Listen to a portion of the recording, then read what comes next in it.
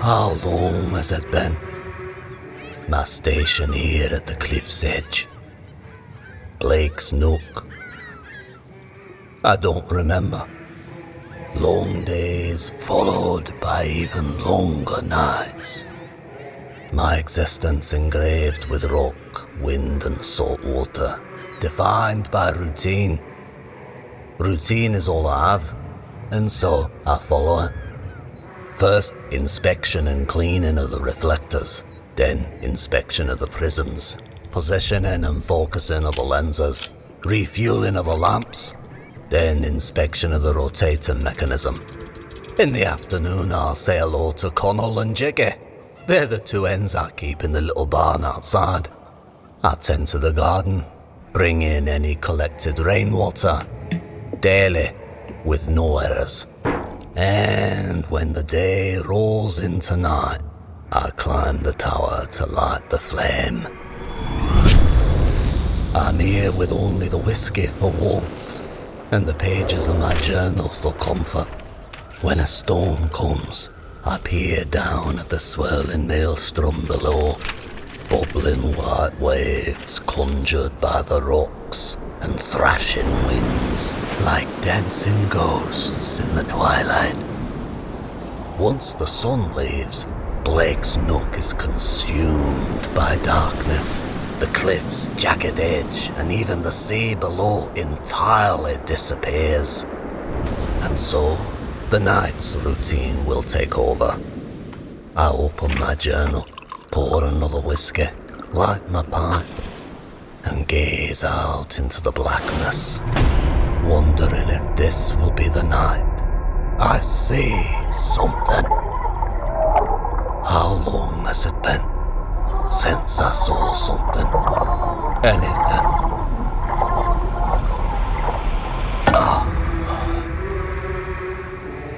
Being alone out here for so long, it does things. I think I hear things, see things I don't know are even there. Shapes in the dark. What if there are things out there? Things that, even though hidden from my eyes, can see me, alone in this tower.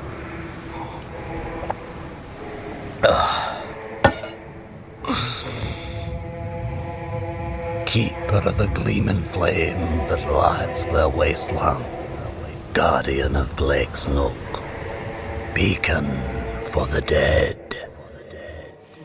This was an Evcol Entertainment production, a part of the Masquerade series of monologues. Written and performed by Mitch Howell.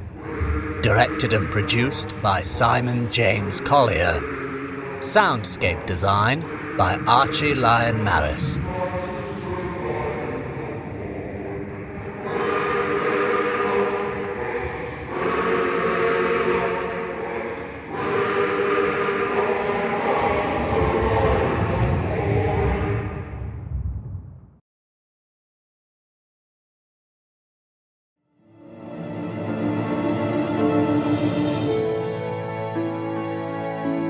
Evcol.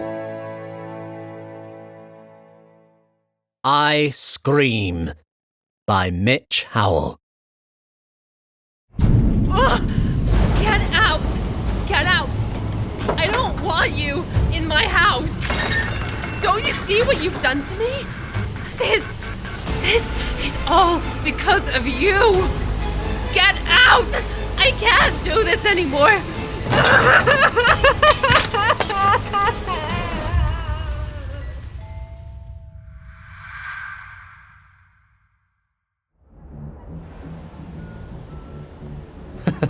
I know. Oh, God. Oh, and we need to check what time the caterers are arriving. Yeah. Oh, honey, don't worry. Everything will be fine. She'll love it. Oh, Jeremy and Jamie are coming on Friday evening, right? Mm-hmm. Well, shall I cook dinner that night? Saturday's gonna be so busy, I think I prefer to stay in and take it easy on Friday. Great. Okay, baby, I'll call you later. Love you. Okay, check birthday cake. Morning, Elliot. Morning.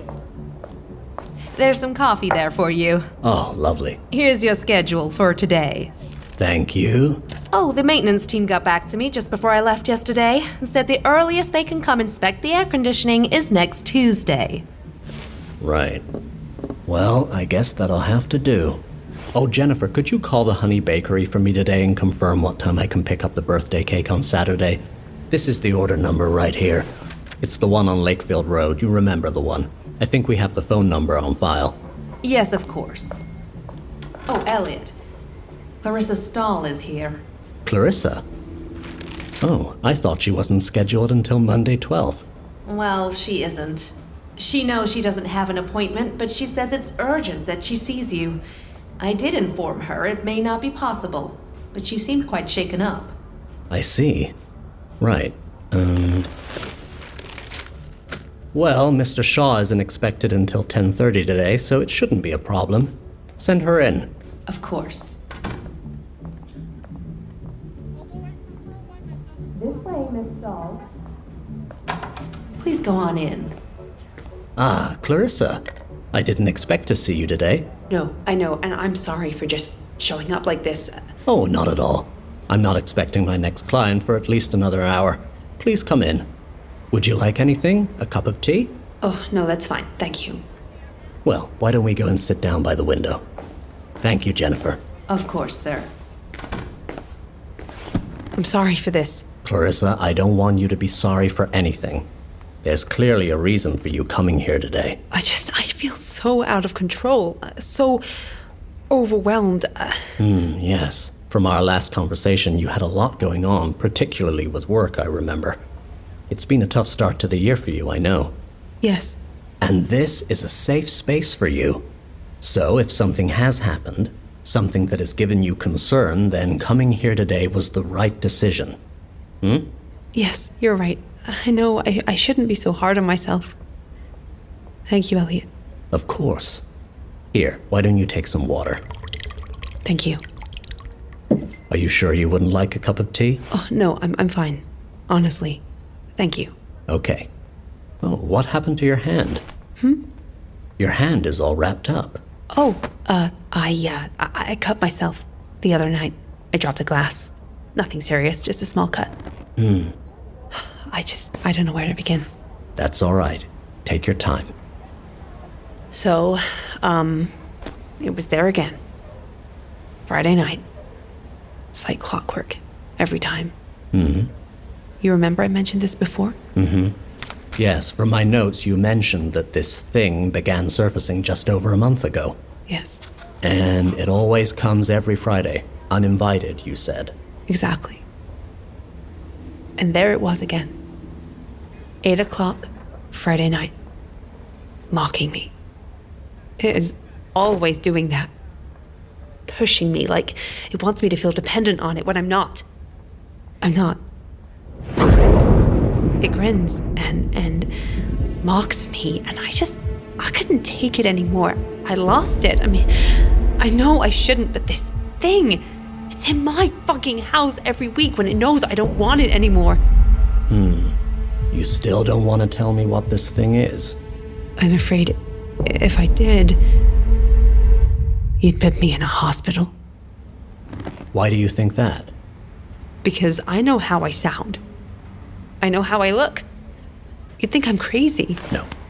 No, Clarissa, I would never think that. I don't think that, and I certainly wouldn't commit you to a hospital. You're here because you want to heal, and the last place you're gonna heal is in a hospital. Clarissa, I only want you to tell me what you feel comfortable in saying. However, I'd like to ask you something. Don't you think if you were to tell me what this thing that's been bothering you is, then we could help you to heal faster? Just think about this for a moment. See, this is the thing. Every Sunday night, because it always stays for the weekend, and I tell it not to come back. Right. I look at it for what I hope, pray, is the last time. And I say, just as you told me to. I don't want you here. You are not welcome in my house, and I don't ever want to see you again. I have the exact words you gave me, typed up and stuck on the fridge. There you go. You see, that's good. The fact you're following what I gave you is progress in itself. Yeah, well, how can it be progress if it doesn't fucking listen? Anyway, never answers. It just continues that knowing, mocking grin. Mm-hmm. God, I hate it. But eventually, it leaves. And then I have a great week. And this is the strange part. Mm-hmm. For the next 4 days, I never think of it. I mean, I go to work, I go swimming every evening, I go to drinks with Pippa on Wednesday. It's not even in my mind once. And then Friday morning comes. And that's when I'll start to feel anxious. Thinking of the evening to come, getting home, sorting the laundry for the weekend, pouring a glass of wine, preparing a bath, settling down for the night. And then, as if in a nightmare, going to the freezer, opening the door, and pulling out that bottom shelf, dreading what I'll see, wondering if it will have listened to me. Every time I ask myself, will it be gone? Oh, please let it be gone. But it's always there. Every time. Waiting for me with that disgusting grin. Ready to have its way with me. This time, it wasn't alone. It brought a friend. Elliott. I should never have let it in. And now I'm so frightened because I know I'll never be rid of it. That's the thing with salted caramel ice cream. Once you let it in, it never leaves.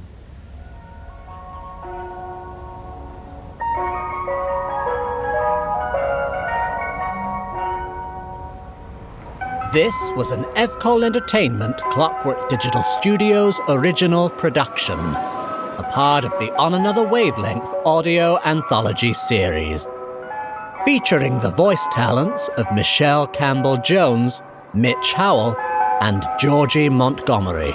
Written by Mitch Howell, directed and produced by Simon James Collier, series created and co-produced by Adam Dechanel.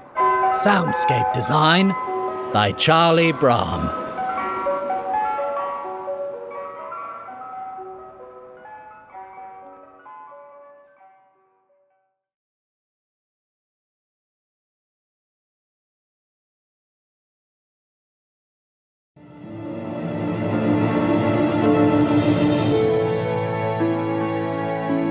Evcol.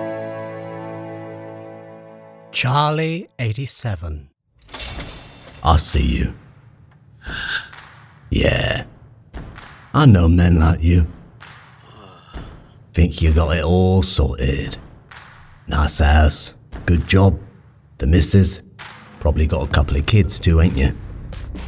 But then there's that little something that's always missing in it. That sweet stink that you're too scared to say you want. Well, that's why I'm here. 'Cause I got that thing you want. That thing you crave. So, Charlie 87, you gonna show Daddy your pretty little face? No? Well, maybe you're a bit shy, eh? Maybe you need a little motivation. Do you like that? Eh? Yeah, of course you do. Can see more of it if you promise to be a good lad. Yeah, that's what you want, innit, you fucking slut. You want Daddy to treat you like a little bitch. Come on, slut. Show Daddy your face.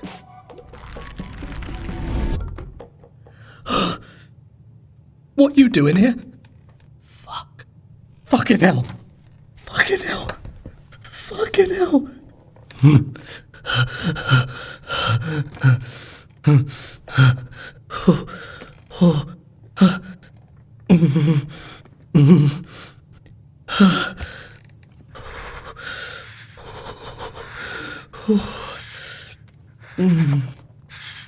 You alright? Mate, I didn't think you were into this sort of thing. Shit. Look at it. I didn't know it was you. This isn't what it looks like. This isn't what... Look, mate, I mean, I'm not into this sort of stuff, you know? I never was. Like, I'm doing it for the money, ain't I? You don't know what it's been like for me. Like, work's been hard lately, and it's just been really... I mean, it's just really fucking slow at the moment, and I got a baby on the way now and all, and I... Fuck! No one needs to know about this, do they? Seriously, mate, I didn't know it was you. I'm not into this sort of thing. Promise. Why do you think I do it on here, eh? For the same reason you do, probably. Eh? Mate. Oi, I'm talking to you. I don't want my fucking face on nothing, alright? Don't you fucking tell anyone.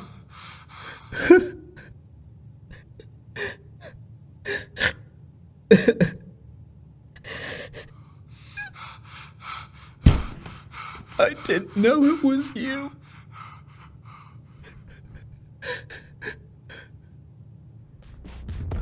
This was an Evcol Entertainment production, a part of the Masquerade series of monologues. Written and performed by Mitch Howell. Directed and produced by Simon James Collier. Soundscape design by Archie Lyon-Maris.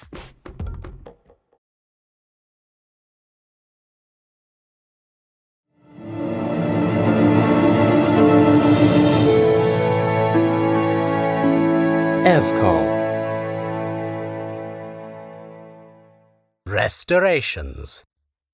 Oh, it's funny how the tiniest touch can transform a room completely. Or the colour of the sofa cushions, the height and width of the coffee table, to rug or not to rug. Sofa throws should be used respectfully and at an angle. Inexpensive implementation. Maximum impact. Oh, wow! I suppose I always had a heart for interior design. Astonishing, really, that I didn't capitalise on this sooner, because it made the children so much more accessible. Now, one must always think about where you want the eye to go first upon entering a space. This is why, to me, no reception room is complete without a feature wall. Oh, this is absolutely paramount. I prefer a stab of colour. Magenta or lime is splendid. The floral patterns can work. Something simplistic, but which covers more surface area. Ooh, ivy is a good template. Enchantment can only work through some kind of sensory binding. Children are tricky little things, you see, especially in modern times. Frankly, I preferred the old days when they were more heedless. Now they're smarter. So I, in turn, have had to become smarter. Oh, Jeezly Crow, I explore you to embrace your original fixtures.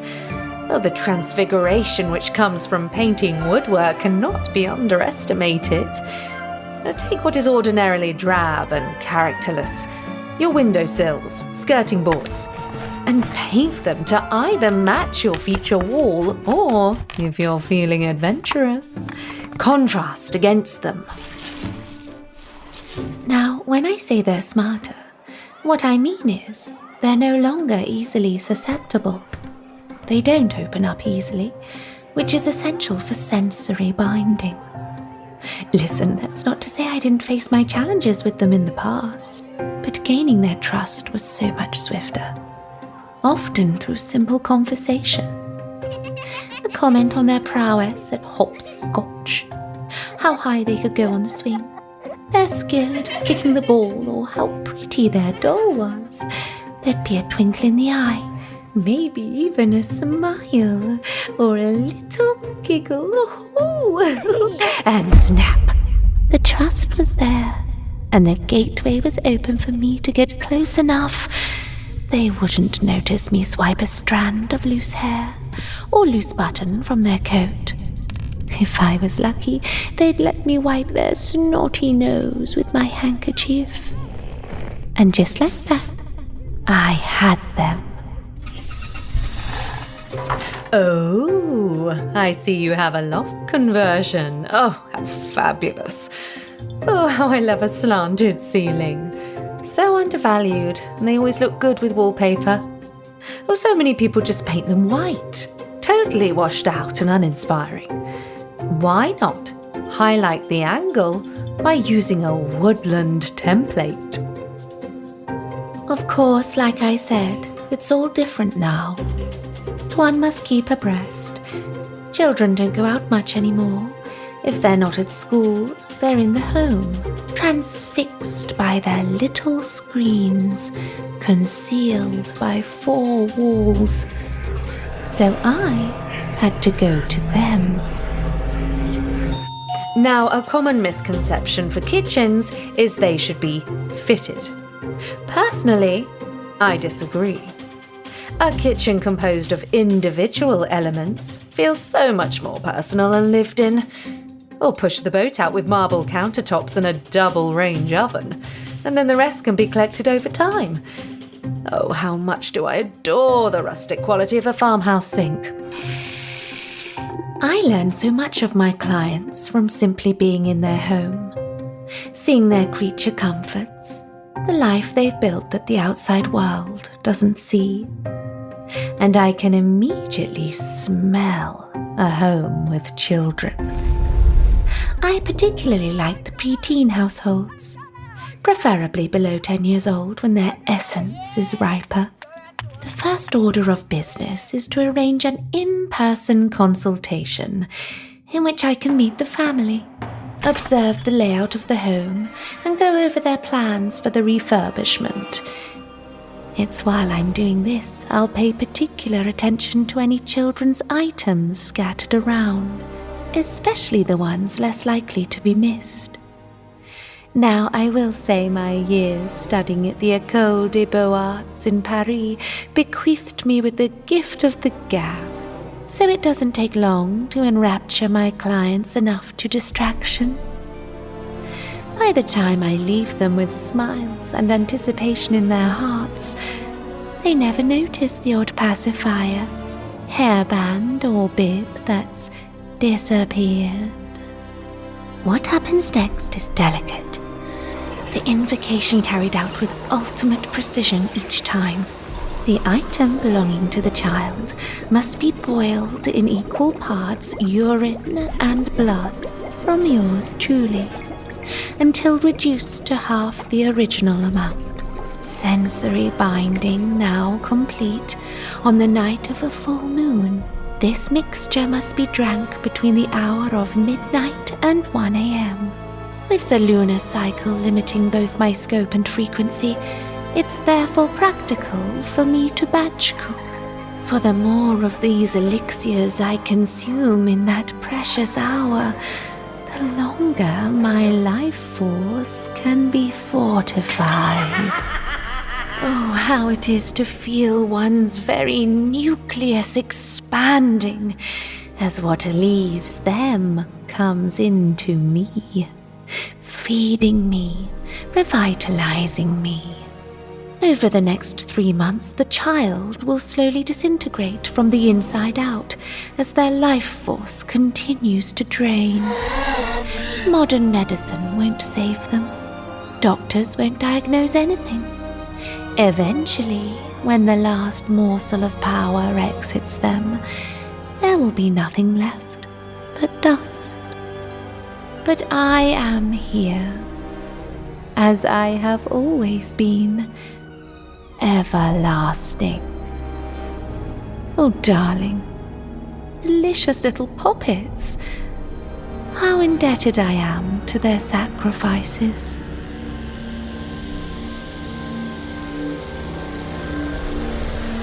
Oh, before I forget, I must draw your attention to the benefits of exposed brickwork.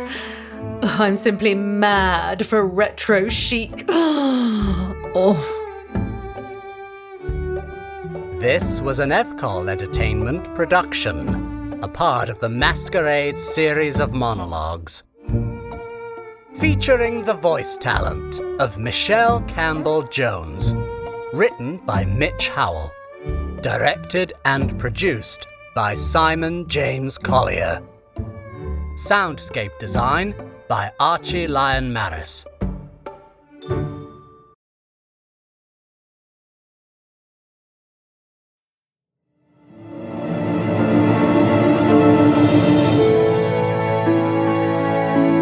Evcol.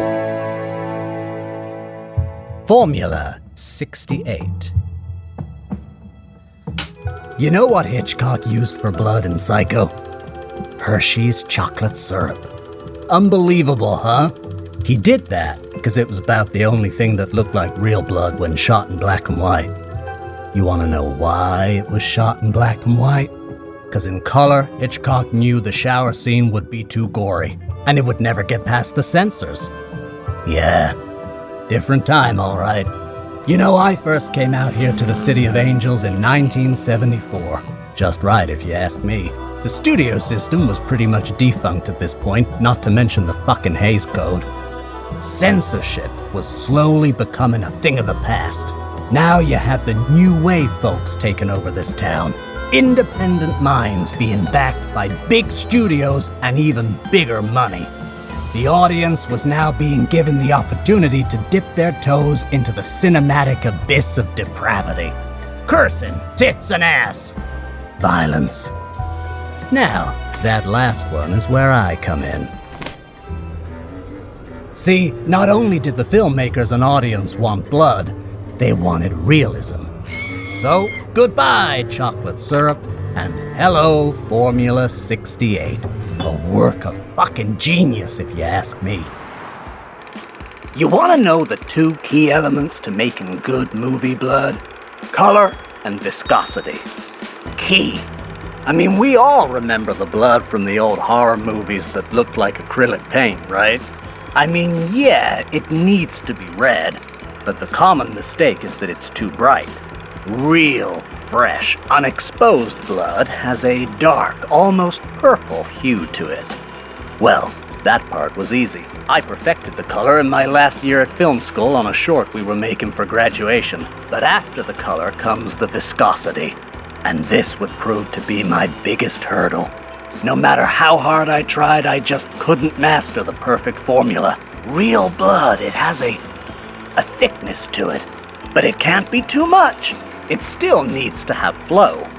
You know, like how when you cut your finger, it doesn't just pour out like water. No, it has body to it.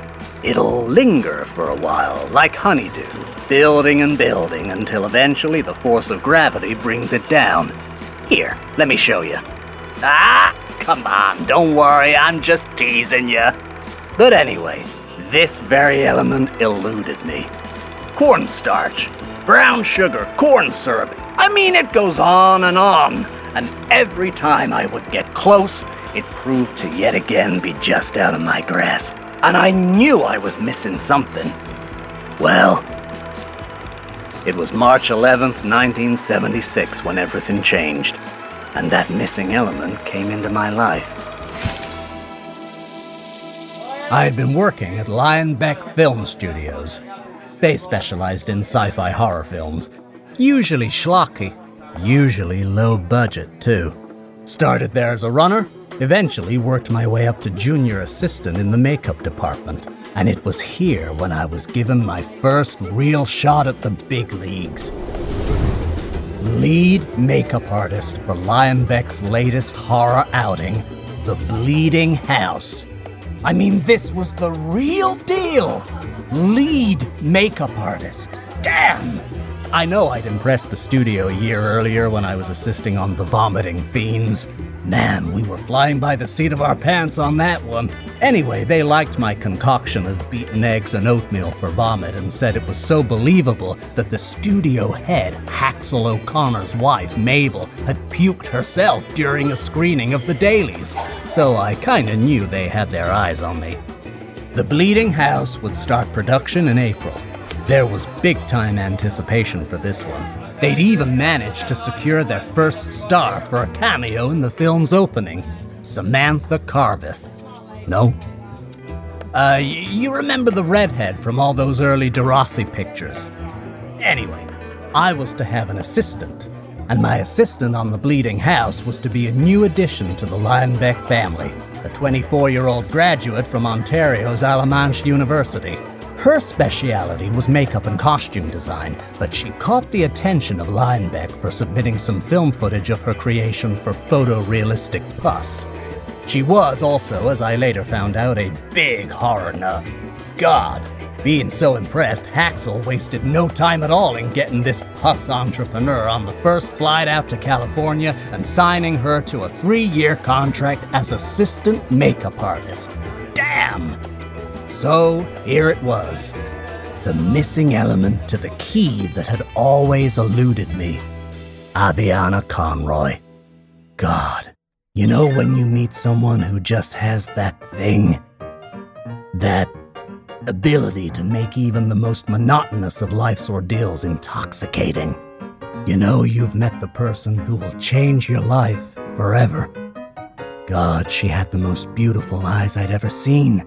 Emerald and shining, like a clear Colorado lake on a summer afternoon. And damn was she smart. Oh yeah, she was going places, that's for sure. We were inseparable, as colleagues and in life. Yeah, funny how things materialize, isn't it?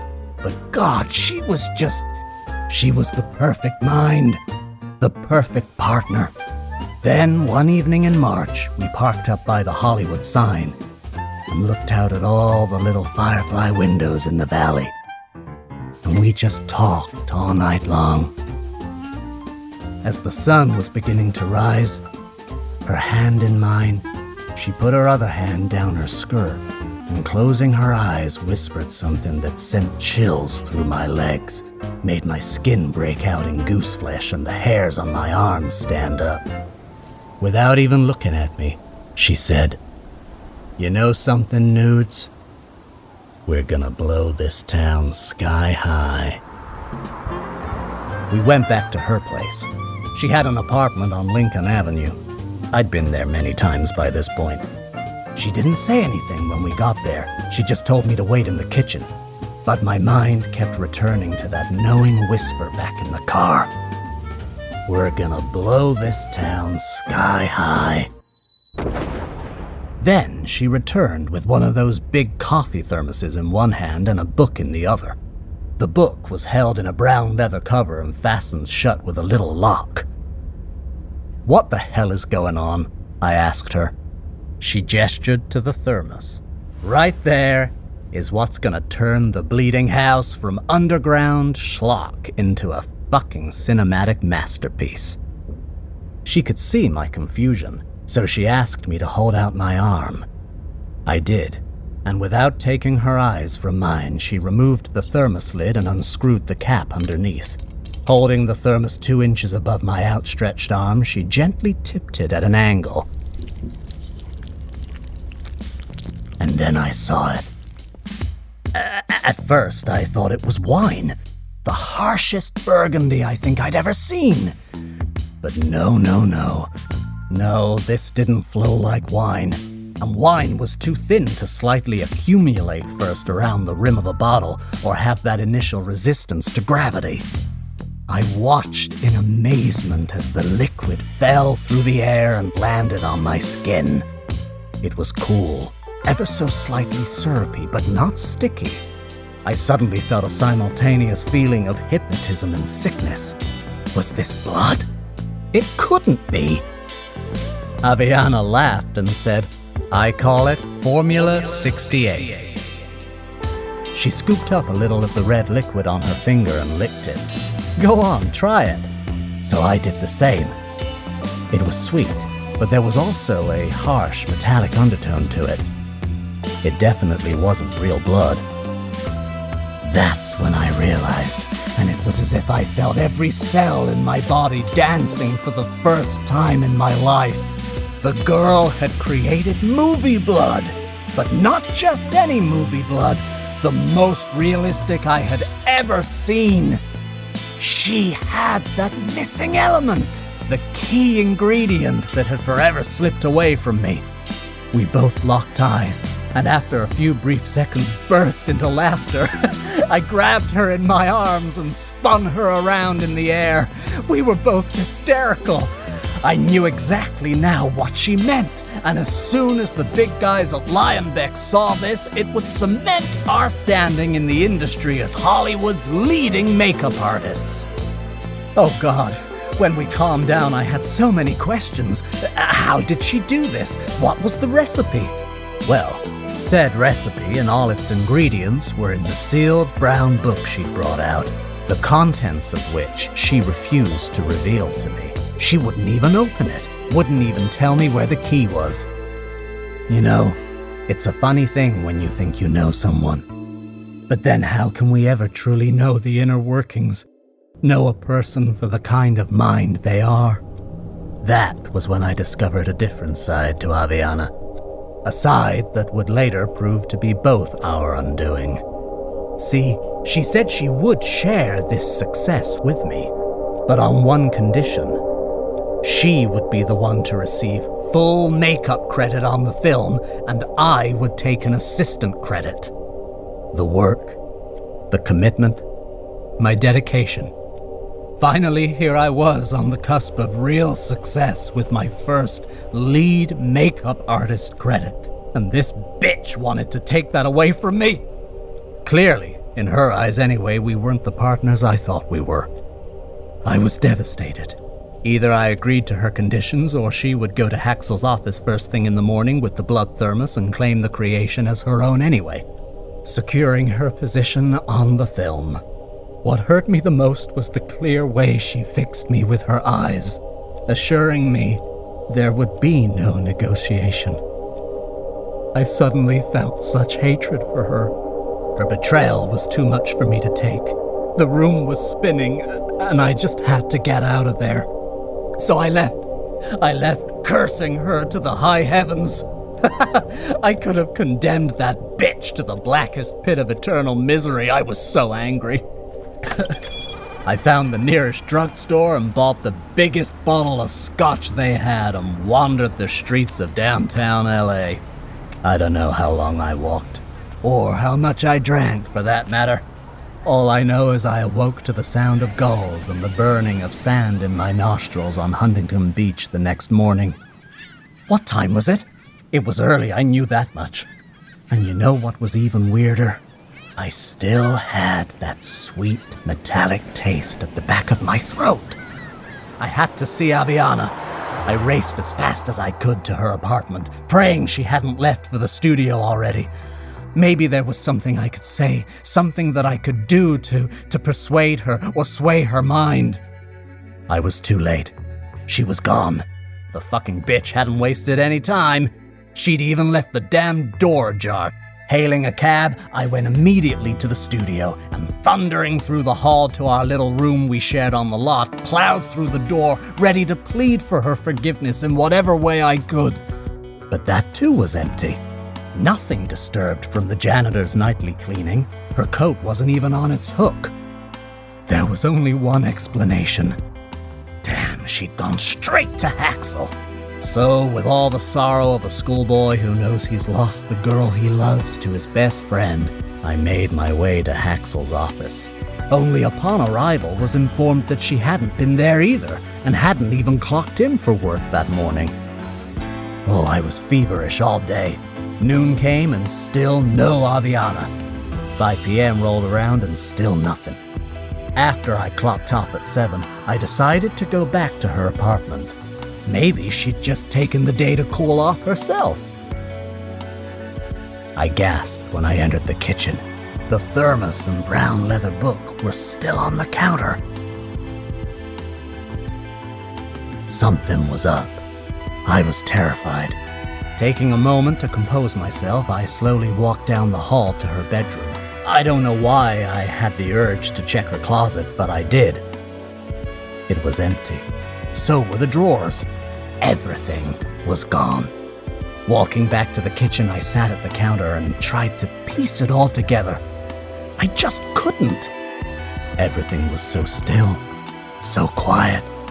There I was in that ghostly kitchen in that empty apartment, with that thermos and brown leather book smiling at me. We sat there together for the rest of the evening, waiting for Aviana's return. She never did. It was like she just vanished. Well, to cut the wheat from the chaff, the Bleeding House was a monumental success. It was, to date, Lionbeck's highest earner. What with the combined efforts of Samantha Carveth and Formula 68, the studio had never seen such profit. I mean, people were literally lining around the block for this shit. I remember the news articles. We even had a mention in the New Yorker. That's right! Oh, yeah. Priscilla Call actually reviewed the film. She hated it, naturally. That dried-up old pussy never did like anything. But she said, and I quote, "This attempt at a film has possibly the most nerve-shredding gore ever photographed." So, there you go. Oh, I know what you're thinking. Sitting there on your high horse. But what would you have done if you were me? Huh? Did I take the thermos and book? Yeah, I did.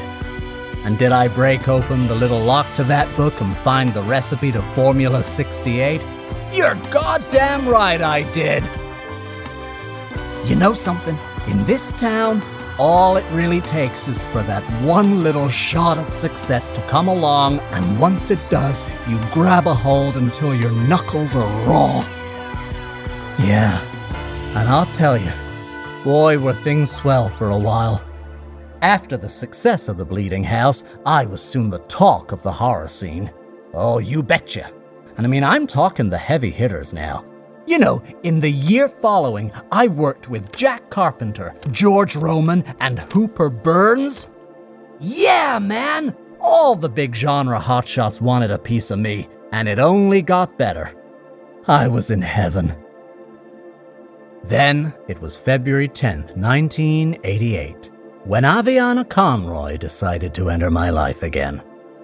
Well, her foot did anyway, or what was left of it. I mean, what the crabs and seawater hadn't already taken. Yeah, it was the right one. The bones had been found under a rock pool on Huntington Beach by some kids. Imagine that. I was on set that day. Yeah, it was Dave Krasenborg's latest film, Flesh Fusion, and I was applying the last touches to the prosthesis that would hold Francine Waller and Tammy Stoll's torsos together, when I was told the LAPD were on set and wanted to see me. Imagine. Well, turns out not only was the foot a match to Aviana, but after subsequent investigation, they also found a fragment of her blouse with my DNA buried under the sand at Huntington Beach's garbage unit. I mean, are you fucking kidding me or what? So, I've been in here ever since. You know, you're actually my only visitor. So you say you're writing a thesis on this kind of stuff, huh? Yeah, that's the nature of this town, man. You crawl up and up and up and up through the lows, and then one day you reach the highs. And when you do, you better make sure you really stop and sit those sweet waters. 'Cause I'll tell you, the highs don't last for long. Still, it was fun while it lasted. I mean, the New Yorker's Priscilla fucking Call, man! The most nerve-shredding gore ever photographed.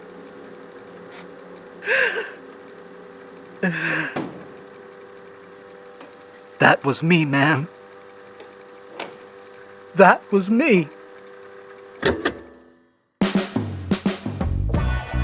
This was an Evcol Entertainment production, a part of the Masquerade series of monologues, written and performed by Mitch Howell, Directed and produced by Simon James Collier. Soundscape design by Archie Lyon-Maris.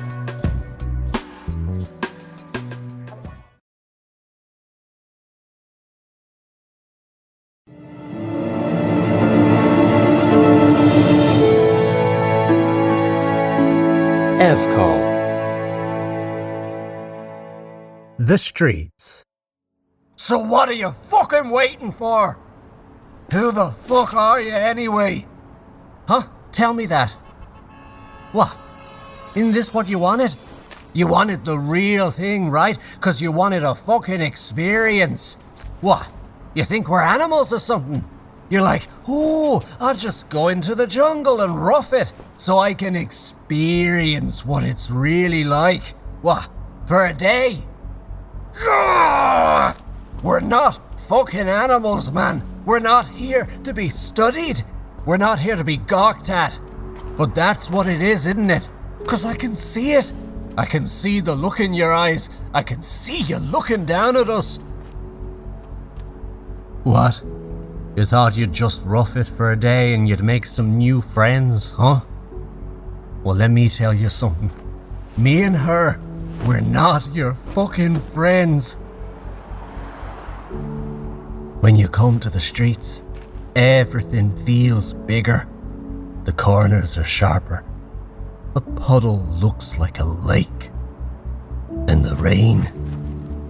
Oh, God, if it's cold. The rain is like pieces of glass cutting into you. You know, I never thought I'd get used to sleeping on hard floors, against walls. And when you lean against that wall, the wall pushes right back at you, and you feel every part, every stone against your skin. You gotta earn the respect of the streets, 'cause it don't fucking welcome you. Even when your skin becomes hard, every fucking part of you becomes hard. Your skin, your mind, your heart.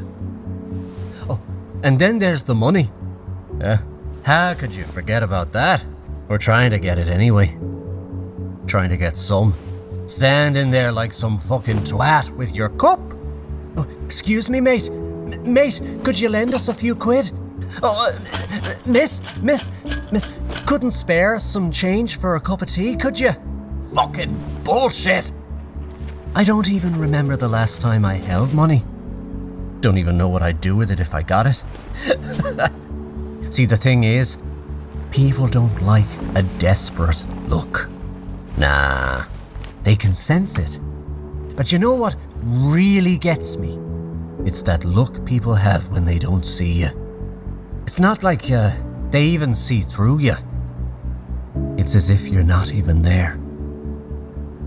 When did we stop being here? Huh? I'm still here. And this is my street. This is my corner. And you ain't fucking welcome. I miss my boy. He'd be about 5 now, I think. I don't know where he is. Or his mum. She, me and her, we were at school. She were great. I thought we'd be together forever.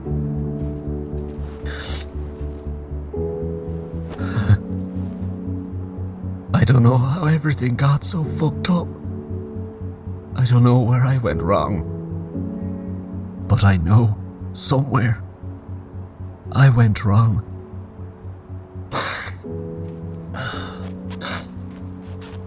That real enough for you? Now, you take your shit and get the fuck off my street. This was an Evcol Entertainment production, a part of the Masquerade series of monologues. Written and performed by Mitch Howell. Directed and produced by Simon James Collier. Soundscape design by Archie Lyon-Maris.